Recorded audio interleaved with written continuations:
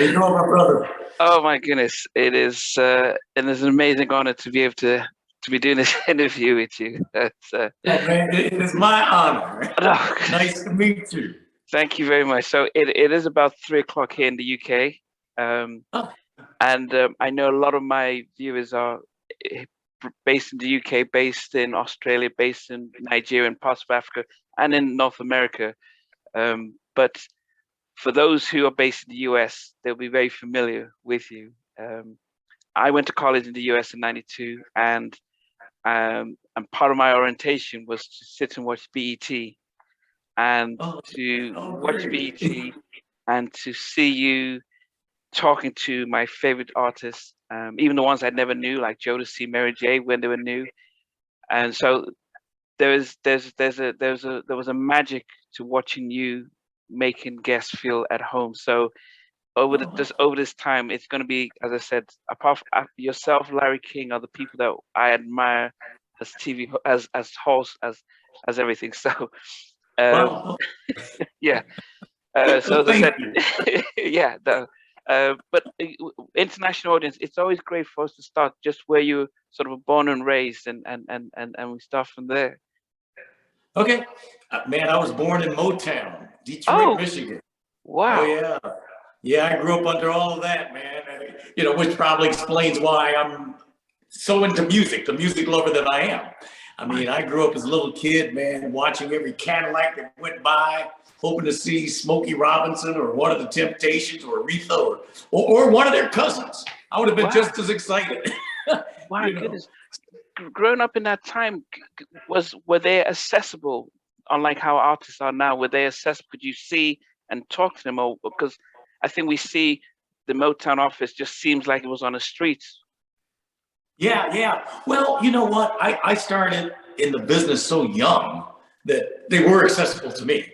Okay. I was on the radio. I started on the radio at 15 years old. Wow. And, you know, so Eddie Kendricks of the Temptations, I remember Eddie would come by the radio station and just hang out with me.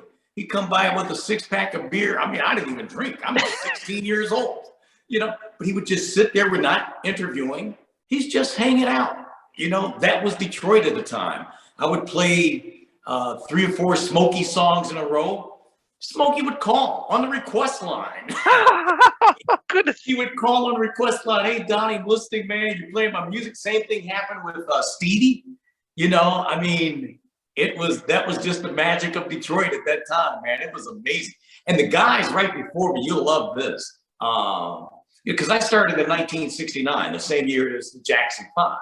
Yeah. But the guys right before me would tell me stories about how the producers at Motown would come to the radio station like late at night, and they would bring acetates, which were test pressings of their songs, and get them to play it on the radio. And they'd run out to the car and listen to it because they wanted to know what it felt like on the radio before they did their final mixes. Wow. You know, so that was pretty cool, man. It was a cool time to be growing up in Detroit. You know, it was awesome, man.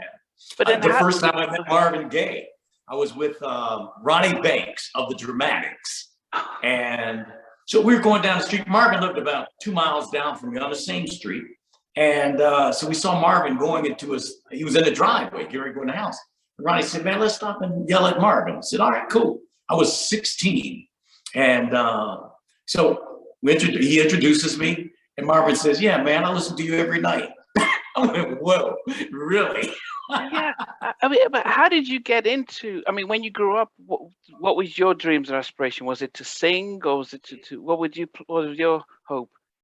Well, you won't believe it, but my original ambition, my first ambition in life was to be a Baptist minister. Okay. Okay. And somewhere along the line, George Clinton turned me out. And here I am.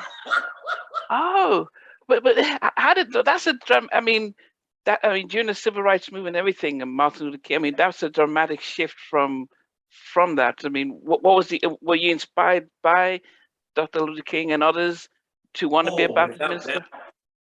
Without doubt. I mean, when I was in middle school, I remember going around to classrooms on his birthday and delivering his entire "I Have a Dream" speech. Wow. Also had it memorized. you know, that's how much he meant to me. Every word of it, man. And, you know, but it wasn't just Dr. King for me. You know, from a music perspective, James Brown, get to assist with that. Curtis Mayfield, you know, when I was 14, that was when James released Say It Loud, I'm Black and I'm Proud. Yeah. And that was, I mean, like a turning point in my life, you know, because we used to be ashamed of that, you know, people, who you calling black, you know, that kind of thing, man.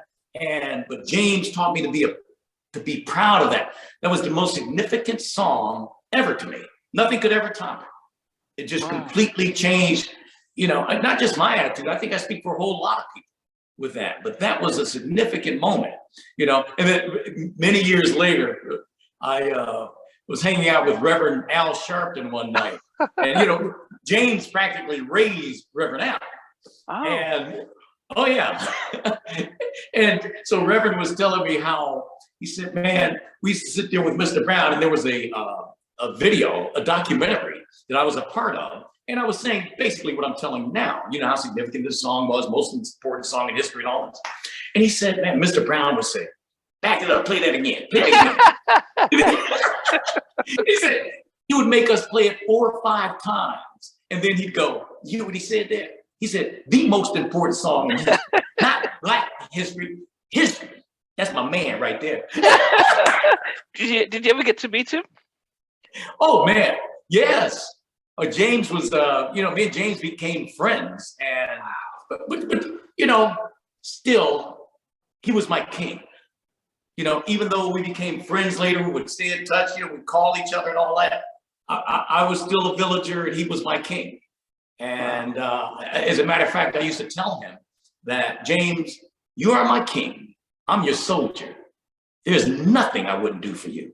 And I meant that, man, because of that pride that he instilled in me, you know. But to hear Reverend Al tell me that night, that story, to know that something I said meant something to him, was significant, man. But yeah, when James was, oh my God, James was just such a king. When he would come on Video Soul, I mean, it was just always such a special moment for us all. I mean, just a true legend, man. Yeah. You know, love that man.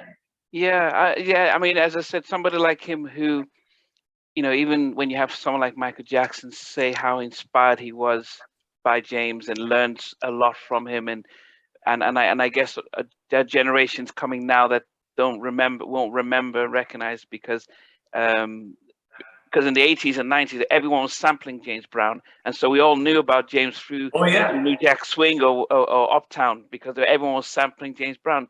So we got to know him then. But I think, the generations now need to be reminded about not only his music, but how he was a civil rights fighter in his own way. Yeah, what he meant to us was so significant, man. But you talk about, when he got out of prison, they asked me to host this concert in his honor when he went through his stuff and they got out of prison.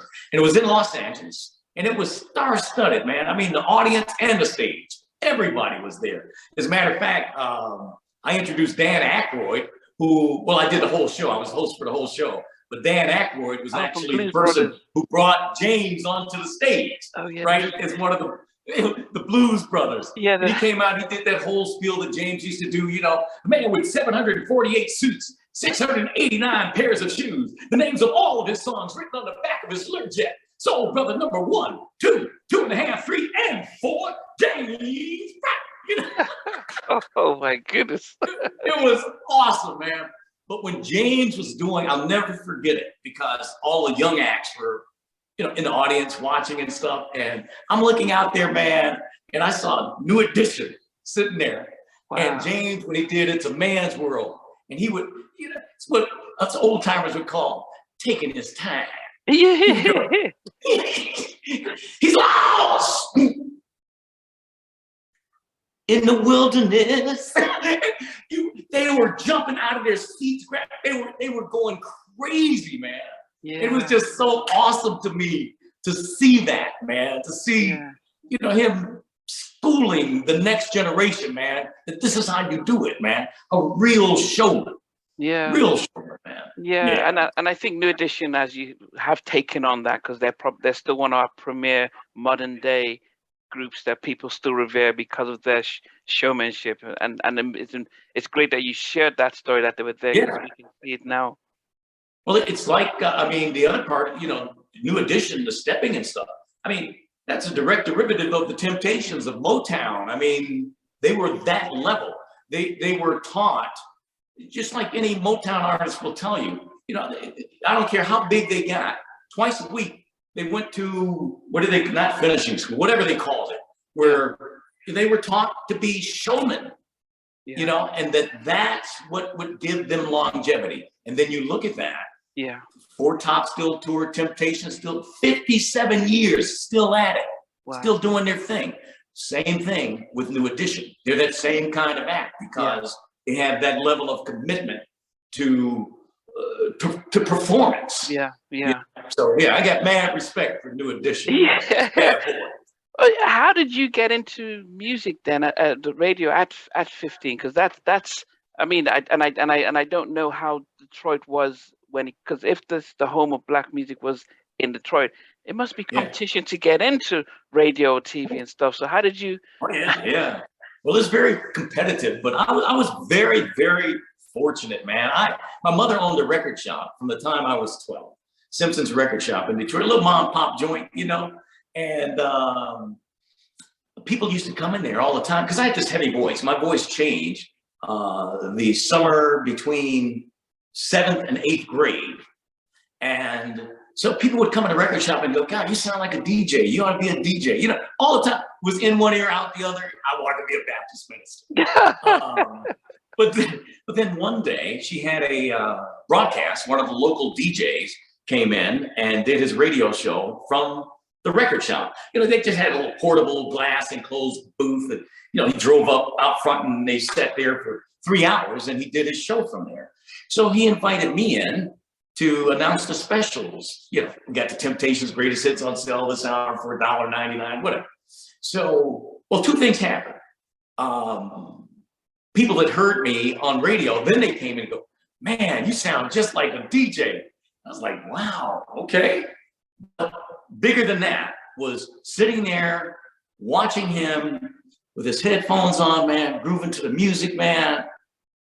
I was just lost in it, man. I was like, I could do that. I could do that. And that was the very day I fell in love with radio. And the radio station that this guy was from was WJLB, and they had a group called the WJLB Soul Team Reporters, one reporter from each public high school in Detroit. And I became the reporter for my school. We recorded these little 60-second spiels that ran once a day. And it was, seniors, don't forget cap and gown measurements are next Friday. We got a bake sale Tuesday. We beat Pershing High last week, 54-48. Our number one song is, and our lovers of the week are, just high school stuff. Yeah. But because I had this heavy voice, I got so popular from doing it. And so they started putting me on weekends for like 3 hours on Saturday. And that lasted for about 3 months. And then they fired the guy who worked 8 to midnight, weeknights, and said, well, we need you to sit in for him for a week to give us time to find someone else. I sat there for 7.5 years.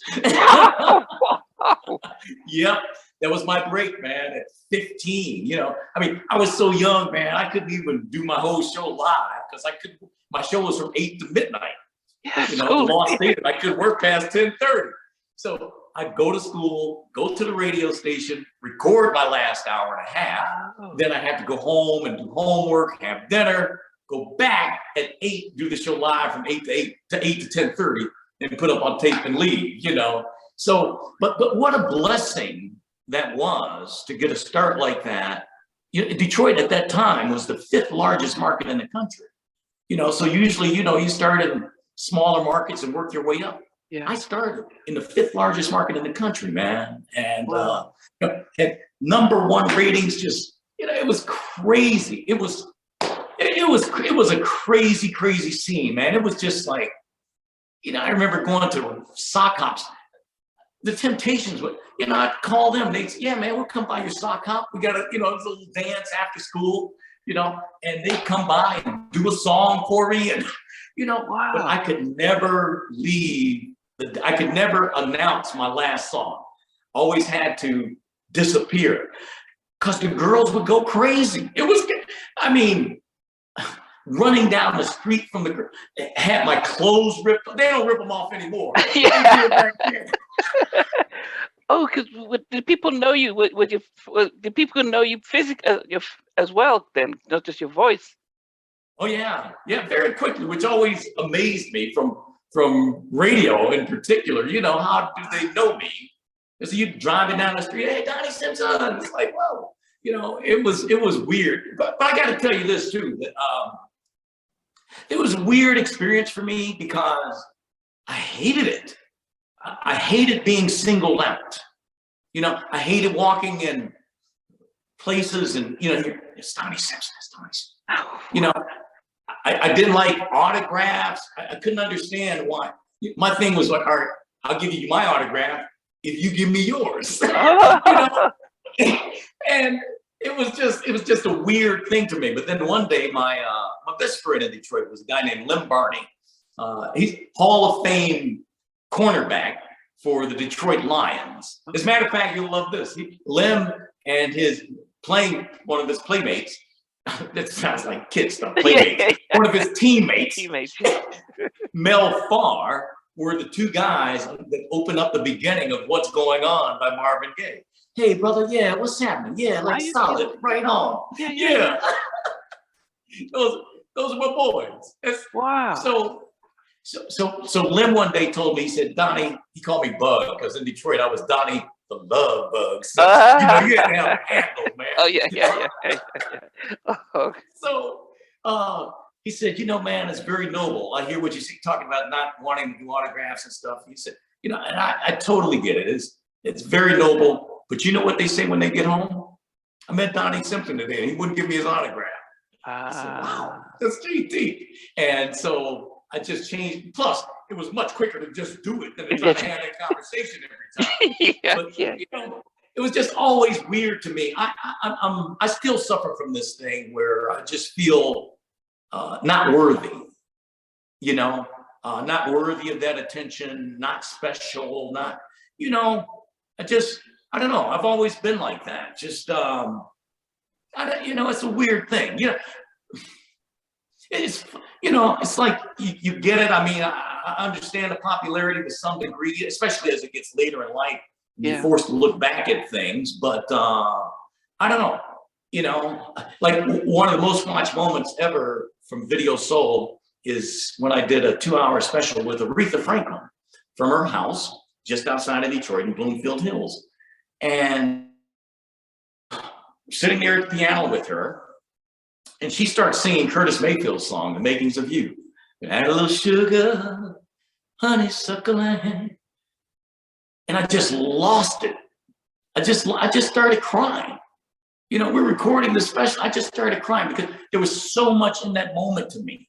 It was, first of all, the greatest voice I've ever heard in my life is singing to me, one-on-one, in my ear.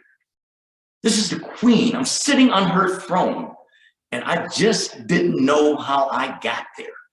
Wow. You know what I mean? It was too much for, how did this little boy used to look for a Cadillac end up here? You know, and then let me take this all the way to the end.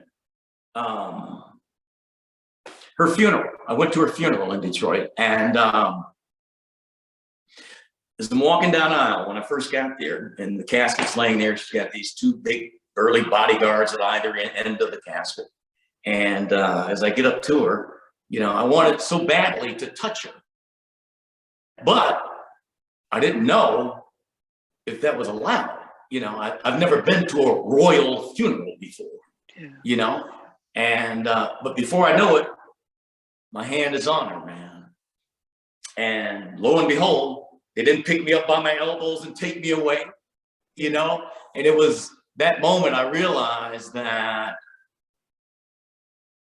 although you're a villager, she is your queen, and she belongs to all of us. Yeah. You know, and you are worthy. Yeah. You know, and it was just a very deep moment for me, man. I just truly, truly, truly love that woman. I've never heard a voice. I've never heard anyone sing with more passion. There's no one that moves me more than Aretha Franklin. No one that feels a song more than Aretha, man. I mean, for our generation who didn't get to see sort of the best of it. I mean, we would know her when she sang with George Michael, you know, in the 80s. So we'd seen we didn't get to see her back in the 60s and the 70s. What was different about her singing and her as a... It was just what passion. No one can match her. I mean, had an incredible voice. There's no question about that. But just, it's like, even though Aretha didn't write, I would say, most of those songs, when you hear them, you'd feel like there's no way she didn't write this, that she has, this has to be from her, you know? But she just would just take that song, man, and it just became her. Just, I mean, oh God, one song, Until You Come Back to Me. Every time I would hear that song for, I don't know how long, there's one section when that song would play that I would just cry, you know, and I don't mean to sound like some sappy punk, you know, but I do cry often when I listen to music. And sometimes it's not that it's so good to me. Yeah. You know, I'm moved by it. But this one song, it must be like living in a tunnel. But anyway, hear my plea. That section there, every time I would cry. And when she died, the night before her funeral, Stevie Wonder was here in Washington, D.C. performing. As a matter of fact, they moved Aretha's funeral back to that Friday because of Stevie's commitment that Thursday, because they wanted him there. So they moved her funeral back one day to accommodate Stevie. So I'm at the concert, and I didn't know this. Stevie, at this point in the concert, acknowledges the Queen's death. And he says, I want to play a song. It's a song I wrote for Aretha. And he plays Until You Come Back to Me. And I go, I had no idea. And when he gets to that section, he lost it. He lost it. He just started crying. The same section I've been crying on for all these years. You know, it was just such a spiritual moment for me to, you know, friends too. And to learn of that connection that I didn't know. All these years, this thing has moved me so, but I didn't know that was one of the reasons why. This is Stevie too, you know. So anyway. Thanks for watching. Please remember to subscribe to the channel, but most importantly, to press the notification bell so that you can be notified when we do have a new interview. Loads to come, but thanks a lot for watching.